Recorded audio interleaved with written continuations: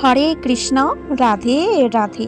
মৌমিতা পরিবারে আপনাদেরকে জানাই অনেক অনেক শুভেচ্ছা ও অভিনন্দন।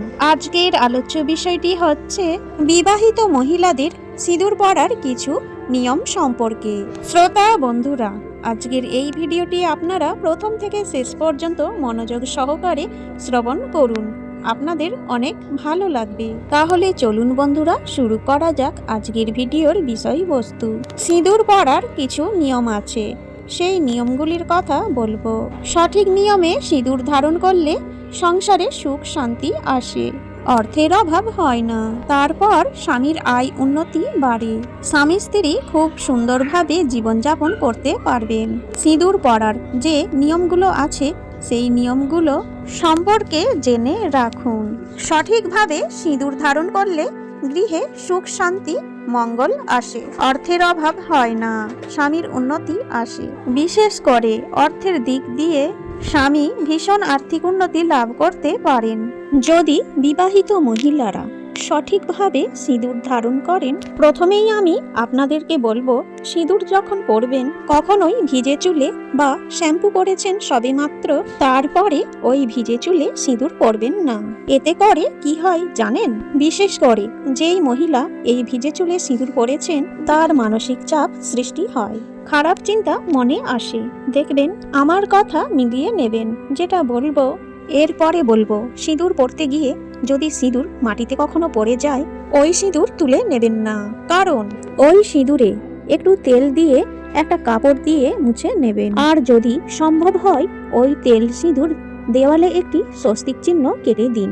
তারপরে যেই স্থানটিতে সিঁদুর পড়ে গিয়েছিল সেই স্থানটি ভালো করে পরিষ্কার করে নেবেন। কখনো সেই পড়ে যাওয়া সিঁদুরে ঝাঁট দিয়ে দেবেন না, কারণ মা লক্ষ্মী ভীষণ রেগে যাবেন, গৃহ ত্যাগ করবেন।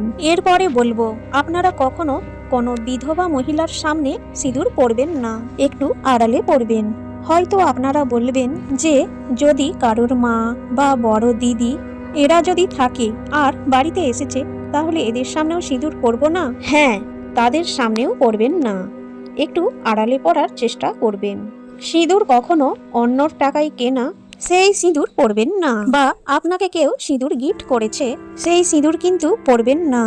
স্বামীর টাকায় কেনা সেই সিঁদুর ধারণ করুন, গৃহে সুখ শান্তি মঙ্গল আসবে। কোনো বিশেষ দিনে, ভালো দিনে, দুর্গাপুজোর সময় বা আপনার বাড়িতে কোনো শুভ অনুষ্ঠান হচ্ছে সেই সময় স্বামীকে বলবেন সিঁদুর পরিয়ে দিতে, তাহলে ভীষণ মঙ্গল, ভীষণ শুভ। স্বামীর আয়ু বাড়বে, সন্তানের আয়ু বাড়বে, স্বামী সন্তান সুস্থ থাকবে। এরপরে বলবো, সিঁদুর যদি কেউ পরেছে সেই একই কৌটো সিঁদুর দিয়ে সিঁদুর পরবেন না। নিজের কৌটো, নিজের পয়সায় কেনা, মানে স্বামীর পয়সায় কেনা সেই সিঁদুরের কৌটো ধারণ করবেন। স্নান করার পর চুলটা একটু শুকিয়ে গেলে তারপরে সিঁদুর ধারণ করুন। ভিজে চুলে সিঁদুর পরা উচিত নয়। তারপরে যখন মেয়েদের মাসিক হয় বা পিরিয়ড চলে সেই কটা দিন ভুলেও সিঁদুর ছোঁয়াতে নেই, ঠাকুর দেবতাদের স্পর্শ করতে নেই, ঠাকুর দেবতাদের সামনে কিন্তু যেতে নেই। এই নিয়মগুলো মানতে হয়। ওই সময় 5টা দিন সিঁদুর পরবেন না। 4 দিনের মাথায় আপনারা সাবান শ্যাম্পু করে নেবেন, সমস্ত কাপড় চোপড় কাঁচা ধোয়া করে নেবেন, স্নান করে তারপরে সিঁদুর ধারণ করবেন। চুলটা একটু শুকিয়ে গেলে সিঁদুর পরবেন, আলতা পরবেন, দেখবেন ভীষণ ভালো, ভীষণ শুভ। প্রতি বৃহস্পতিবার যদি সিঁদুর আলতা পরেন তাহলে কিন্তু গৃহে সুখ আসে, শান্তি আসে, গৃহে টাকা পয়সার অভাব হয় না। প্রতি বৃহস্পতিবার মা লক্ষ্মীকেও সিঁদুর পরাতে হবে, মা লক্ষ্মীর ঘটে সিঁদুর লাগাতে হবে, তবে কিন্তু মা লক্ষ্মীর আশীর্বাদ পাওয়া যাবে। সিঁদুরের ব্যাপারে এই নিয়মগুলো কিন্তু মেনে চলতে হবে। বিজয় দশমীর সময় যখন আপনারা সিঁদুর খেলতে যান, আপনার কৌটো থেকে সিঁদুর নিয়ে সকলের মাথায় দেবেন। ওই সময় অনেকের ক্ষেত্রে দেখা যায় অন্যর কৌটো তিনি কৌটো হাতে নিয়ে আছেন, সেখান থেকে তার কৌটো থেকে সিঁদুর নিয়ে মাথায় দেওয়া, এটা কিন্তু করবেন না। নিজে সিঁদুর কৌটো নিয়ে যাবেন, নিয়ে গিয়ে প্রথমে মা দুর্গাকে দেবেন, তারপরে আপনারা সকলে মিলে সিঁদুর খেলবেন। ওই সিঁদুর সকলে মিলে সকলের মাথায় দেবেন, এটা করলে কিন্তু খুব ভালো।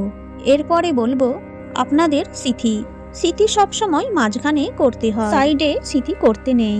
মাঝখানে সিঁথিতে সিঁদুর পড়লে স্বামীর আয় উন্নতি বাড়ে, স্বামী ধনী হয়, স্বামীর আয়ু বাড়ে, সংসারে সন্তানদের মঙ্গল হয়। সিঁদুর কি থেকে তৈরি হয় আপনারা নিশ্চয়ই অনেকেই জানেন, তবুও আমি বলে দিচ্ছি।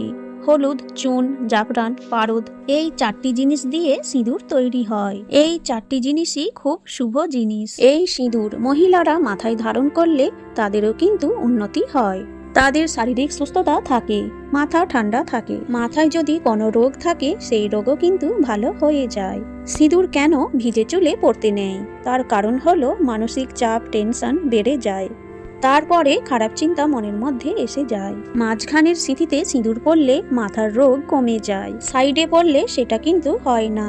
মাথা ঠান্ডা থাকে ভীষণভাবে। এরপর আমি আপনাদেরকে বলবো, আপনি যখন সিঁদুর পরছেন, আপনার সামনে যদি কোনো স্ত্রী মানুষ থাকেন তার মাথাতেও কিন্তু সিঁদুর দেবেন। যদি আপনার থেকে বয়সে বড় হয় তাহলে মাথায় সিঁদুর দিয়ে তাকে প্রণাম করবেন, তাহলে মা লক্ষ্মীর আশীর্বাদ পাবেন অবশ্যই।